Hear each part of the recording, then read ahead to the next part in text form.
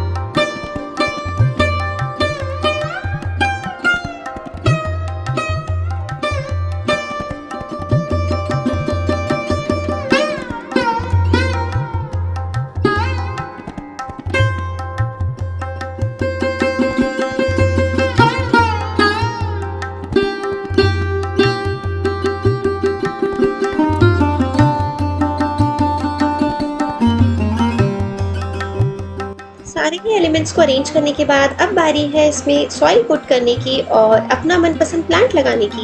यहाँ पे मैं टर्टल वाइन लगा रही हूँ और बस ये हमारा बहुत ही यूनिक सा स्मोक फाउंटेन रेडी है। चलो इसका फाइनल लुक देखते हैं। आई होप आपको ये यूनिक स्मोक फाउंटेन प्लांटर बहुत ही पसंद आया होगा। अगर आप इस चैनल को पहली बार विजिट कर रहे हैं तो फ्लाइंग विद आर्ट को सब्सक्राइब करें। Thanks for watching, see you in next one.